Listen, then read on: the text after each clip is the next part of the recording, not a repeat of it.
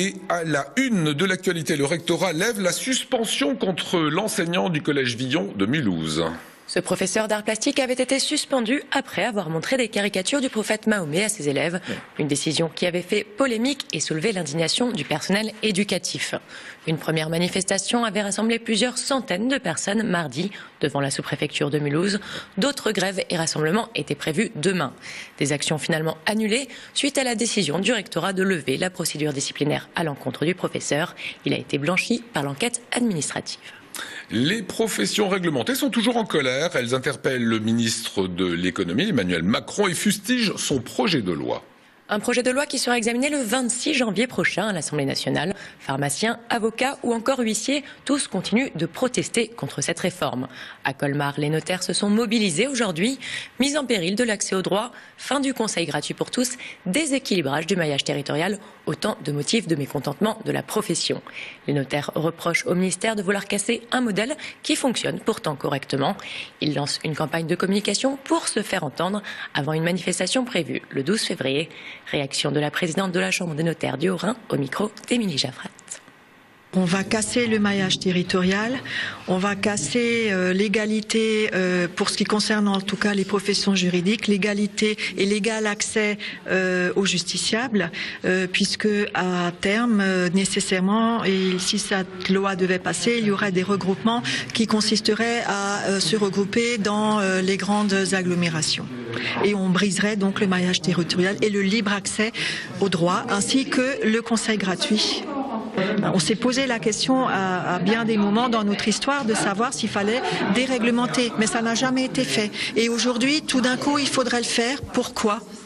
Pour introduire une judiciarisation complète de notre société, pour introduire un aspect financier, un aspect de rentabilité, de rémunération. Voilà ce qu'on est en train de nous concocter, voilà ce qu'on est en train de mettre en place dans ce pays. On est en train de casser le système tel qu'il existe. Et pourtant, il fonctionne.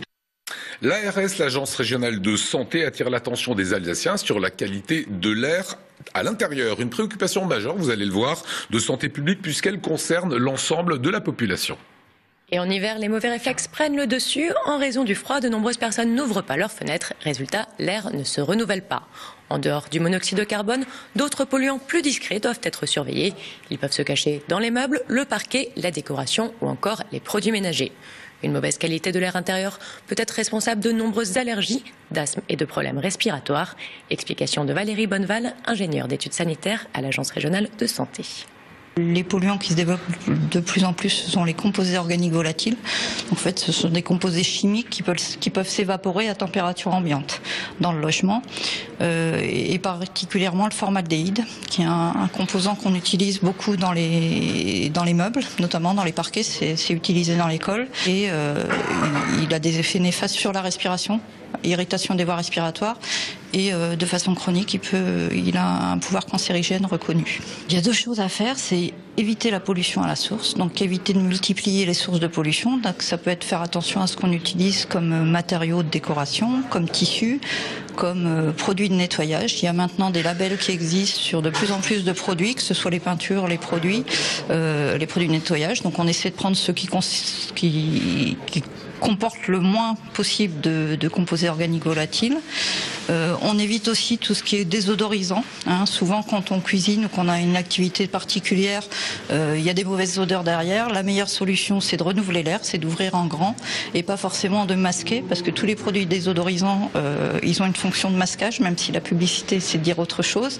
Et en plus, ils amènent une pollution supplémentaire qui, elle, peut avoir des effets sur la santé.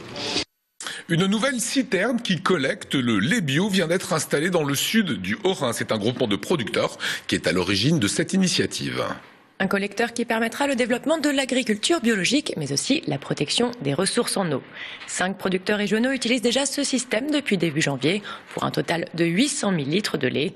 Grâce à ce nouveau collecteur, la production alsacienne de lait bio pourrait augmenter de plus de 5%. La finalité est d'offrir des débouchés aux agriculteurs biologiques et de valoriser leurs produits. Le projet a été présenté ce matin dans une ferme de Masevaux. Delphine Klingler était sur place, regardez. Le but, c'est aussi d'avoir une meilleure valorisation de nos produits Donc avec des produits conventionnels aujourd'hui qui sont parfois très limite en niveau rémunération, et est-ce que là on arrive quand même à dégager une meilleure valeur ajoutée à nos produits. À l'heure actuelle, il n'y avait pas de collecteurs bio ou d'acheteurs de lait bio dans ce territoire-là, mais malgré tout, il y avait quelques producteurs qui étaient en bio. Donc l'initiative du projet, c'était de pouvoir dire, faisons en sorte que le lait bio produit soit valorisé et soit vendu en bio jusqu'au consommateur final. Rapidement, on a des producteurs qui vont rejoindre la dynamique, et donc le but de l'OPABA, c'est de pouvoir accompagner l'ensemble des acteurs pour que qu'il y ait le collectif qui se crée, que ce soit un débouché pérenne. L'école ABCM de Mulhouse ouvre ses portes ce week-end, l'occasion de mettre en avant son enseignement bilingue. Moitié allemand, moitié français, depuis 20 ans, l'école ABCM mise sur l'acquisition naturelle et intuitive des deux langues. L'enseignement bilingue se fait à parité horaire, avec des activités en alsacien également dispensées dès la maternelle. L'accent est mis sur une éducation biculturelle et l'apprentissage par immersion grâce à des enseignants et encadrants allemands. Ce samedi, l'école mulhousienne ouvre ses portes, l'opportunité de rencontrer les enseignants et d'en savoir plus sur cette pédagogie atypique. On écoute la directrice de l'école maternelle. Nos enseignantes de langue allemande ne parlent que l'allemand en présence des enfants. Pour favoriser ce bain germanophone, on a introduit l'alsacien dans la partie française.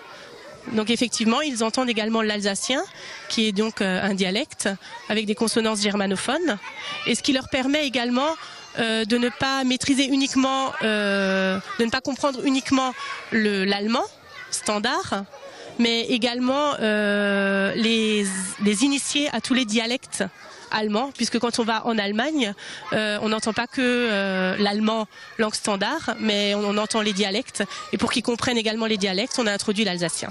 Durant les 3 années de maternelle, ils sont beaucoup à l'écoute, et ils mémorisent beaucoup, et c'est vers la fin de la grande section de maternelle qu'ils commencent effectivement à s'exprimer en allemand, par des mots, puis des petites phrases.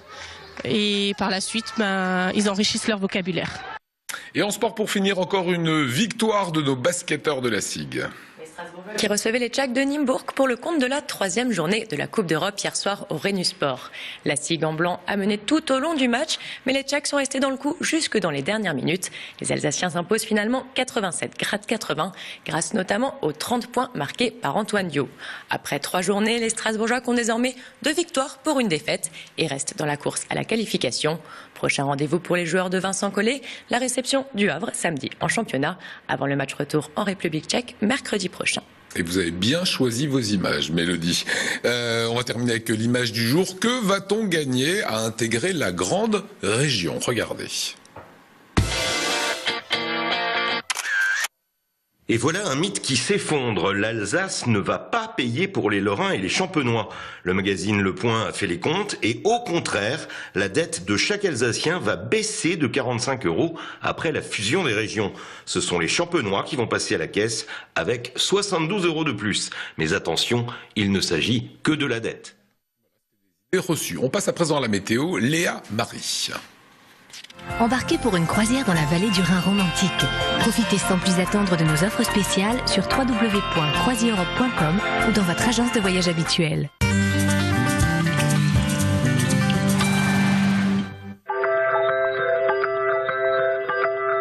Bonsoir à tous, j'espère que vous avez passé une bonne journée. Demain matin, quelques flocons viendront s'inviter en Alsace. À l'est du Rhin, pas de neige, mais un grand ciel gris. Les températures seront fidèles à la moyenne saisonnière. Comptez 0 degrés sur toute l'Alsace ainsi que le nord du Bade-Wurtemberg. -1 pour le reste du Bade-Wurtemberg et -2 pour le nord de la Suisse. L'après-midi, la neige aura cessé en Alsace. Malgré tout, le ciel aura étendu son grand manteau gris sur tout le pourtour du Rhin. Les températures augmenteront légèrement pour atteindre une maximale de 4 degrés dans le Bas-Rhin et une minimale de 3 degrés dans le Haut-Rhin. Samedi, c'est le grand retour de la neige en Alsace. Les températures moyennes seront de 2 degrés sur toute la région ainsi que le canton de Bâle et comptez 3 degrés pour le Bade-Wurtemberg. Demain, nous serons le vendredi 23 janvier 2015. Nous fêterons les Barnards. Le soleil se lèvera à 8h07 pour aller se coucher à 17h17. Nous gagnerons donc 3 minutes de soleil. Passez un excellent moment sur Alsace 20.